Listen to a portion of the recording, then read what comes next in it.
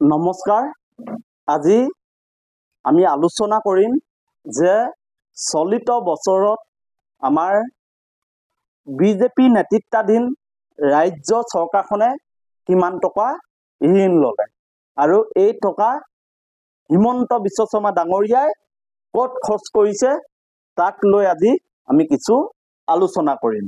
আমি প্ৰথমে জনাই লৈছো যে চলিত বছৰত কিমান টকা ঋণ ল'লে অসম চৰকাৰে। আমি জানুৱাৰী মাহৰ পৰা আপোনালোকক তথ্য দিব খুজিছো। যোৱা 7 জানুৱাৰীত এই বিজেপি চৰকাৰখনে 500 কোটি টকা ঋণ লৈছে। 28 জানুৱাৰীত 500 কোটি টকা, 4 ফেব্ৰুৱাৰীত 900 কোটি টকা, 18 ফেব্ৰুৱাৰীত 900 কোটি টকা, 25 ফেব্ৰুৱাৰীত মুঠ 1850 কোটি টকা, 8 মাৰ্চত 900 কোটি টকা, 11 মাৰ্চত 900 কোটি টকা, 25 মাৰ্চত মুঠ 1500 কোটি টকা, 22 এপ্ৰিলত 900 কোটি টকা, 6 মেত 900 কোটি টকা, 13 মেত 500 কোটি টকা, 1 জুলাইত 900 কোটি টকা, 29 জুলাইত 500 কোটি টকা, 5 আগষ্টত ল'ব পুনৰ 900 কোটি টকা।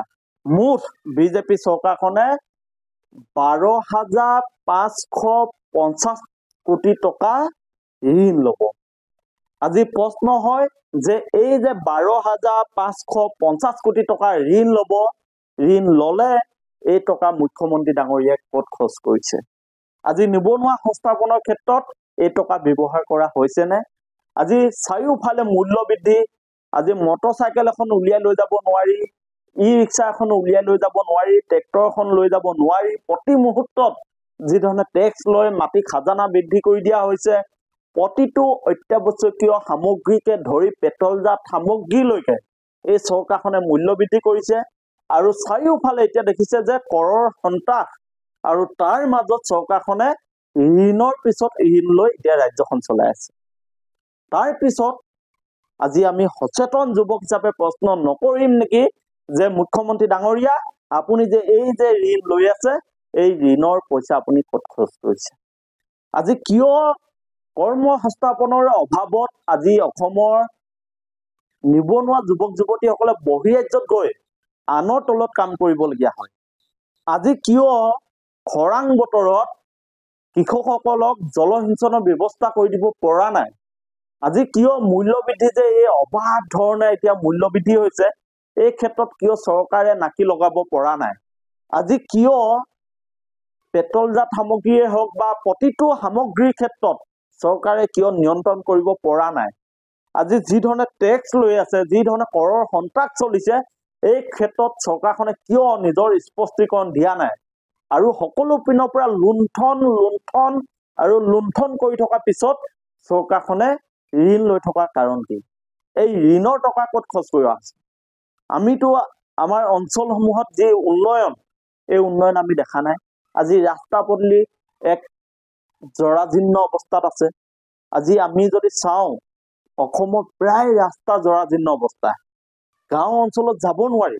বাৰিষা বৰষুণ দিলে বোকা, আৰু খৰাং দিনত ৰ'দ দিলে ধূলি। গতিকে উন্নয়ন ক'ত হৈছে? আৰু এই যে ধাৰ লৈ আছে, এই ধাৰৰ বোজা কোনে পৰিশোধ কৰিব? আজি আমাৰ ওপৰত আমাৰ কৰৰ টকাৰে চৰকাৰ চলাইছেই, আকৌ আমাৰ ওপৰত আকৌ ধাৰ লগাই আছে। আজি এই ধাৰৰ বোজা কোনে মাৰিব? হিমন্ত বিশ্ব শৰ্মা ডাঙৰীয়াই যদি কাইলৈ চৰকাৰত নাথাকে, তেতিয়াহ'লে তেওঁ এই ধাৰৰ বোজা মাৰিবনে? গতিকে আমি সচেতন যুৱক হিচাপে প্ৰশ্ন কৰিছো যে মুখ্যমন্ত্ৰী ডাঙৰীয়া, আপুনি এই যে ঋণ লৈ লৈ ৰাজ্য চলাই আছে, আকৌ তাৰ পিছত আপুনি মূল্য বৃদ্ধি কৰি আছে, নিবনুৱা সংস্থাপন দিব পৰা নাই, প্ৰকৃততে আপুনি কি কৰি আছে? ৰাজ্যখনত উৎপাদন কৰিব পৰাকৈ নিজাববীয়া কোনো পদক্ষেপ নাই নেকি? কৰ্ম সংস্থাপন দিবৰ কাৰণে চৰকাৰৰ কোনো পৰিকল্পনা নাই নেকি? আজি যি ধৰণে অনিয়ন্ত্ৰিতভাৱে মূল্য বৃদ্ধি হৈছে, এই ক্ষেত্ৰখনত চৰকাৰে কিবা ভূমিকা ল'ব লাগে বুলি তেওঁলোকে নাভাবে নেকি? এতিয়া এনেকুৱা হৈছে, আছে চৰকাৰ কাম নাই, থকাতকৈ নথকাই ভাল, তেনেকুৱা চৰকাৰ, তেনেকুৱা ধৰণৰ কথাবোৰ হৈছে নেকি?